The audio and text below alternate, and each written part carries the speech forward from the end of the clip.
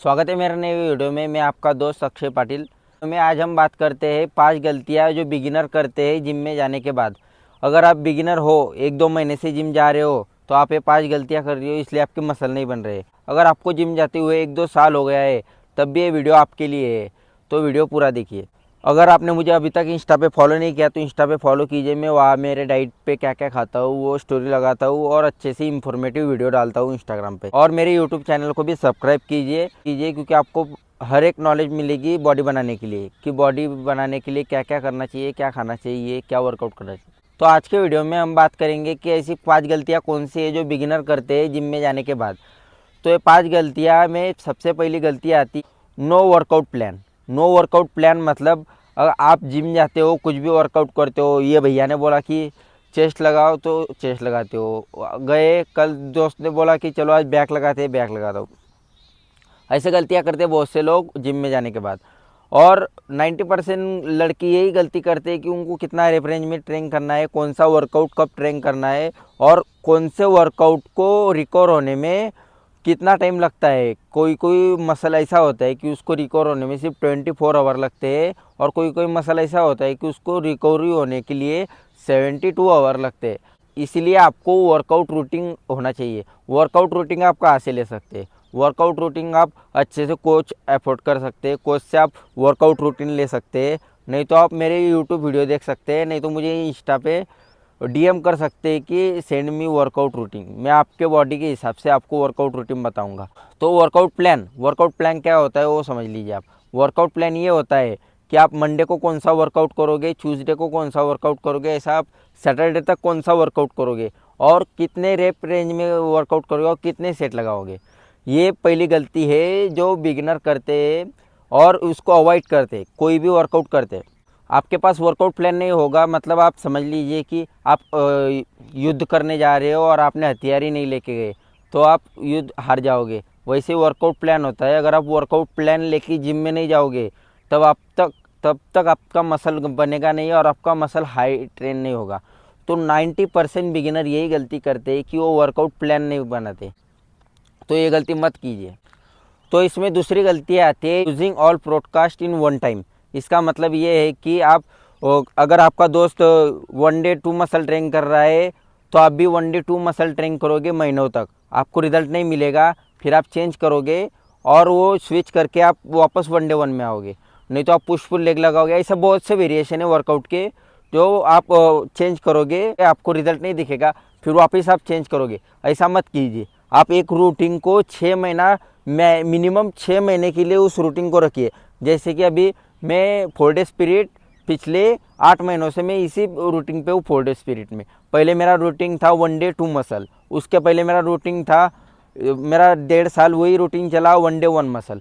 तो आप समझ लीजिए कि आपको जो रूटीन है, आपको वर्कआउट रूटीन, वो एक तरह रहना चाहिए, फोकस रहना चाहिए। जैसे कि किसी लक्ष्य पे फोकस करते हो वैसा फोकस रहना चाहिए कि मेरा डेली रूटीन क्या है, मुझे ये वर्कआउट करना है। आपको कंफ्यूज नहीं होना है कि मेरा मसल नहीं बन रहा है, मैं पुश पुल लेग लगा रहा हूँ तब भी मेरा मसल नहीं बन रहा है, मैं 1 महीना हो गया लगा रहा हूँ, 2 महीना हो गया लगा रहा हूँ, तब भी मुझे रिजल्ट नहीं दिख रहे। ऐसा नहीं होता है। आपको वो कंटिन्यू रखना पड़ता है, स्टेप बाय स्टेप आपकी बॉडी को आदत होती है।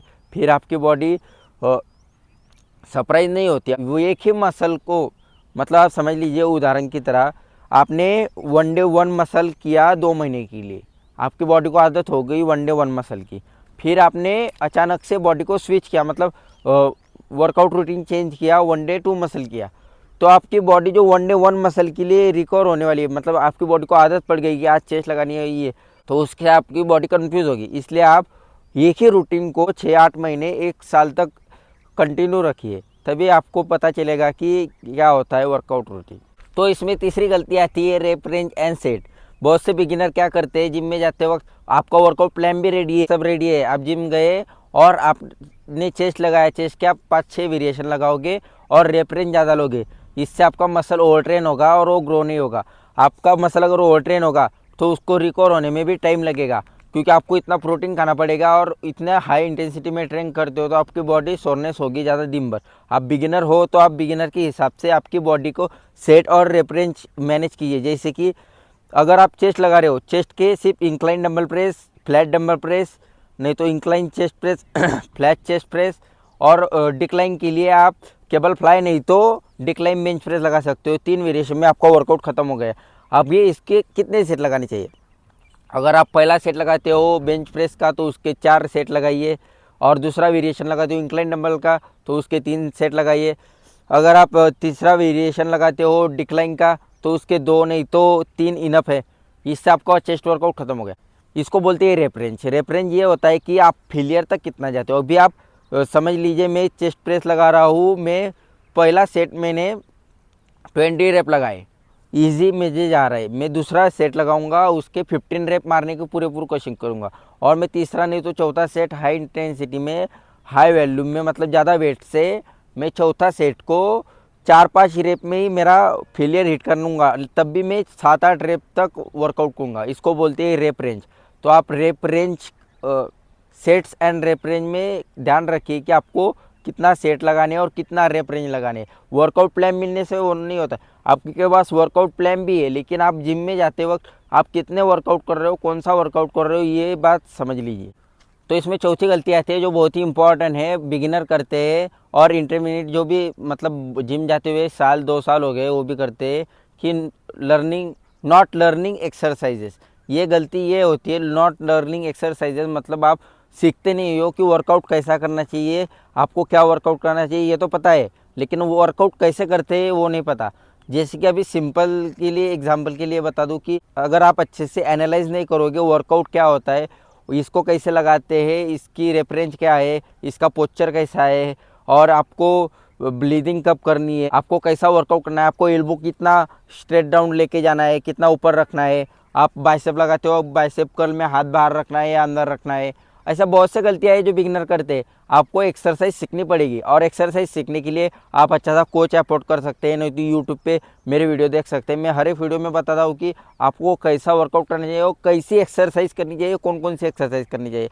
तो ये हो गया, एक्सरसाइज सीखनी पड़ेगी।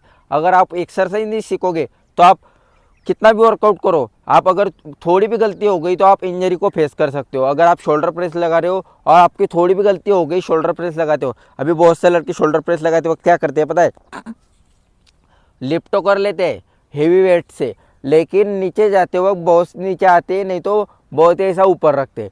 तो आपको, अगर आप वर्कआउट सीख गए हो, अगर आपको पता है वर्कआउट कैसा करते हैं, तो आप शोल्डर प्रेस पूरे फॉर्म में लगाओगे, आपके शोल्डर हीट होगा तभी आप ऊपर लेके जाओगे। बहुत से बिगिनर्स को ये नहीं पता होता है कि सबसे मेन एक्सरसाइज बेंच प्रेस कैसे लगाते हैं, स्क्वाट कैसे लगाते हैं, और उधर वो इंजरी को फेस करते हैं और फिर बताते हैं कि जिम बहुत ही डेंजरस स्पोर्ट है, इसमें इंजरी होती है। और एक को इंजरी होने के बाद उसको देख के 7-8 लड़के डिमोटिवेट होते हैं और वो जिम छोड़ देते हैं, और जो जिम लगाने वाले होते हैं उनके पेरेंट्स बोलते हैं देख उसको इंजरी हुई है तो तू भी मत लगा जिम में। तो ये डर का माहौल होता है। तो इसलिए आपको एक्सरसाइज सीखनी पड़ेगी। एक्सरसाइज सीखने के लिए आप मुझे फॉलो कीजिए, मैं आपको यूट्यूब पे बताऊंगा कि कौन से वर्कआउट और कैसे करनी चाहिए, और कितने रेप रेंज में कैसे सेट करना चाहिए, क्या मारना चाहिए, बेंच प्रेस कैसे लगाना चाहिए, स्क्वाट कैसे लगाना चाहिए। मुझे नहीं तो आप किसी और को देख सकते हैं, कोच अफोर्ड कर सकते हैं आप, नहीं तो किसी को पैसे दे के वर्कआउट सीख सकते हैं कैसा करना चाहिए, क्या करना चाहिए। और नहीं तो आप जिम में ट्रेनर से पूछ सकते हैं कि कौन सा वर्कआउट कैसे लगाते हैं। अगर आपको और कंफ्यूज होगा तो आप ज़्यादा रिसर्च करिए, इसमें आप जितना सीखोगे उतना कम है, इसलिए वर्कआउट सीखना चाहिए और सीख के ही आप वर्कआउट लीजिए, नहीं तो आप इंजरी को फेस करोगे। अगर आप स्क्वाट लगा रहे हो तो आपको इंजरी हो सकती है हैमस्ट्रिंग में, नहीं तो आप बेंच प्रेस लगाते हो आपके शोल्डर में, नहीं तो चेस्ट में इंजरी हो सकती है।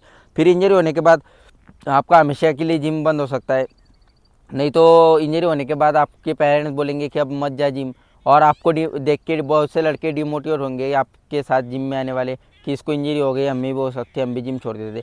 तो इस बात का ध्यान रखिए कि आपको वर्कआउट सीखना पड़ेगा।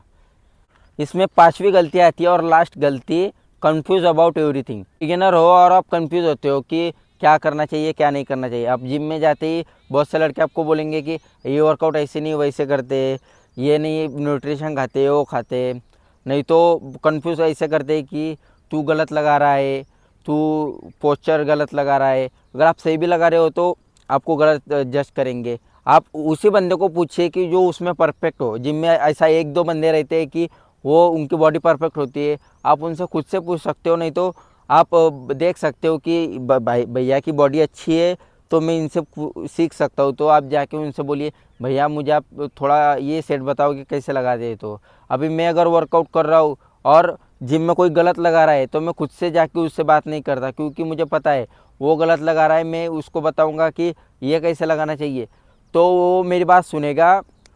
और अगर उसको दूसरा कोई बताएगा तो वो दूसरे की बात सुनेगा। तो मैं इसलिए नहीं बताता कि वो लड़का, जिसको मैं एग्जांपल के लिए अभी एक लड़के को मैंने बताया कि तू च्युइंगम मत खाया कर जिम में, च्युइंगम खाएगा तो तुझे तुझे सांस लेने में दिक्कत होगी और तू पानी नहीं पिएगा तो तेरे को एनर्जी नहीं आएगी। मैंने उसको एक बार बताया ये चीज़, फिर वो दूसरे दिन वापस आया जिम में, च्युइंगम खा फिर वर्कआउट करने लगा।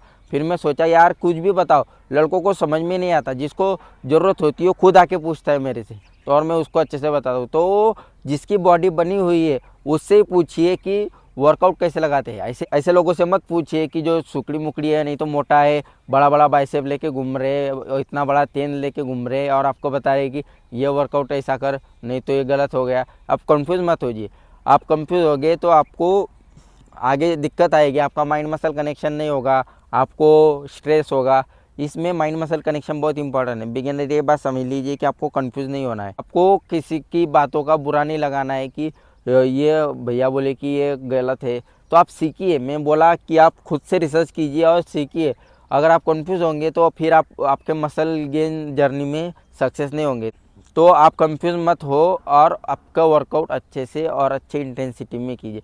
तो ये 5 गलतियाँ है कि जो बिगिनर जिम में जाते ही करते हैं, आप ये 5 गलतियाँ अवॉइड कीजिए, आपका वर्कआउट परफेक्ट होगा और अच्छे तरीके से होगा। अगर आपको मेरा वीडियो पसंद आ गया हो तो वीडियो को एक लाइक छोड़ दीजिए। अगर आप लास्ट तक वीडियो देख रहे हो तो एक कमेंट कीजिए। और अगर आपको मेरे वीडियो पसंद आ रहे हो तो मेरे यूट्यूब चैनल को सब्सक्राइब कीजिए और मेरे इंस्टाग्राम को फॉलो कीजिए और मुझे बताइए कि आपको कौन सा वीडियो चाहिए।